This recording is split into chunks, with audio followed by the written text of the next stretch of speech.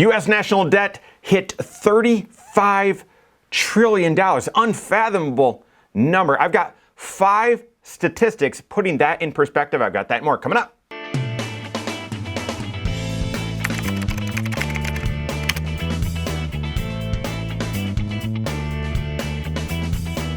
My name's Mike Bernard. I'm the host of the Wise Money Show. I'm also one of the certified financial planners right here at Korhorn Financial Group. Make sure you hit that subscribe button, turn on notifications, and smash that thumbs up button. $35 trillion. Feels like just yesterday we were talking about national debt surpassing $30 trillion.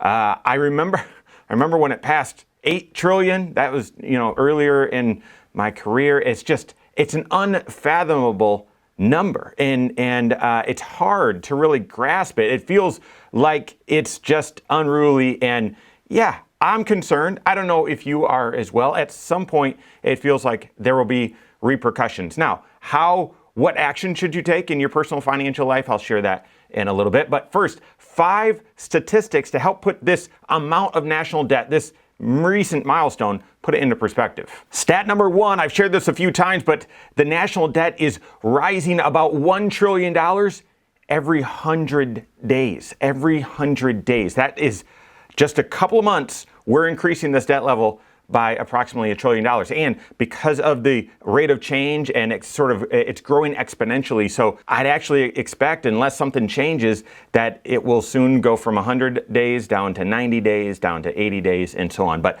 we're adding $1 trillion of national debt every 100 days. Next, the interest that we're paying, the interest that the government is paying on the amount of government debt has also surpassed $1 trillion a year. Over $1.1 trillion a year is just on the interest of our debt. That is actually makes it one of the largest line items on our in our entire expense structure, and has surpassed how much we spend on our overall defense and several other major categories. Over 1.1 trillion just spent on interest alone. Third, now to help us all comprehend even what $1 trillion feels like, if you took 1 trillion $1 bills, so 1 trillion $1 bills, and just stacked them on top of each other, right? $1 on top of another dollar on top of another dollar, it's barely adding up. 1 trillion of them, 67,000 miles. 1 trillion $1 bills stacked on top of each other, 67,000 miles. Now, $35 trillion $1 bills stacked on top of each other would go to the moon and back more than 4 times. More than 4 times. It's incomprehensible how much even $1 trillion is. Imagine 35 trillion. Fourth, and now this is where the rubber really meets the road, how much overall debt are we talking compared to the size of our economy? And this ratio of debt to GDP has been an important one. It sort of speaks to how strong and stable are you in your sort of overall financial and fiscal system for your country. And take a look here.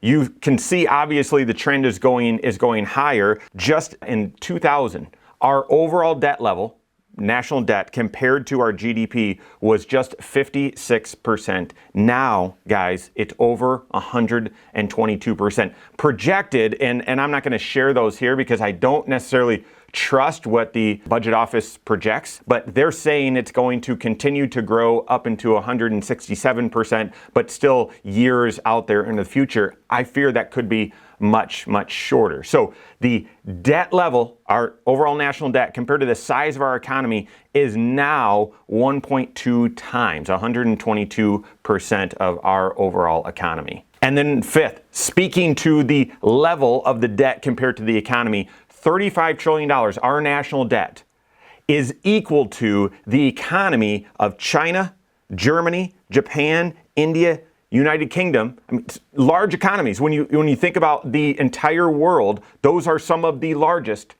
combined. Our national debt alone is equal to those 5 countries' economies combined. So what are you on the hook for? $266,000 per household, $104,000 per American. Unfortunately, guys, this rising national debt, there's no end in sight, unfortunately. We are running a very large deficit, and that's not a political statement, because if you just look, both sides, everyone has been adding to that overall deficit and the national debt. And so, yeah, Houston, we have a problem. Where will this go?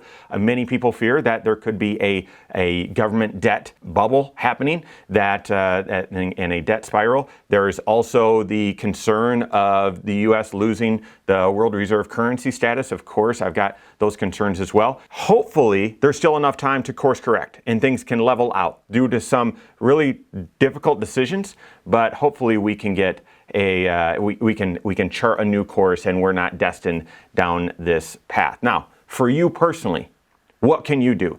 To me, when I think about this and looking at the national level, I get frustrated, I get angry, but then personally, right, what can I control? To me, I think of my own financial independence. I would encourage you, think of your own financial independence. You don't have a lot of control. You have very little influence on what the government does with their finances, but you have a lot of control, not full control, total control. You have a lot of control on what you do with your own. So how are you striving towards financial independence on your own? Working with your certified financial planner, hopefully you can define what that means for you. While there's some universal meaning, like not having to be dependent upon on a paycheck, not owing money to anyone, so not having any debt, having an emergency fund saved up. Those are some of the universal characteristics, but what does it mean for you? Work with your certified financial planner, and not only do they need to be certified, but they need to be doing comprehensive financial planning, looking at all 6 areas of your financial life. Without that, they're not really going to be in a position to speak to what you need to do to reach financial independence.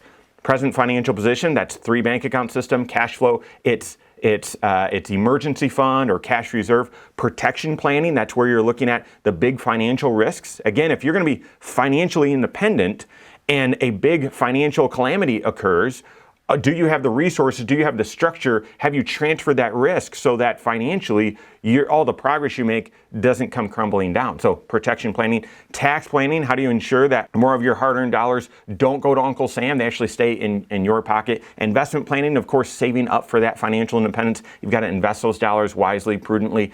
Retirement planning is all about when can you step away from that paycheck? How much do you need to be saving up, and what's the right structure there? The 5-factor retirement plan. And then estate planning, again, going back to that risk management. If and when something happens to you, what do you want to have happen? What are your intentions with these dollars? Who would make decisions? Where would they go? You've got to have that structure so that structure set up so that you've got the peace of mind and, again, that freedom. So work with your certified financial planner on that. That'd be the response that I'd encourage you to have as you look at this national debt and seemingly out of control. Respond with your own personal financial striving towards financial independence. So work with your CFP on that. If you don't have a CFP on your team, you can contact one on my team. Find us online, Korhorn.com. That's Korhorn with K, wisemoneyshow.com. You can find us there as well, or give us a call, 574-247-5898. All right, there you have it. Go out and take your next wise step in your financial life.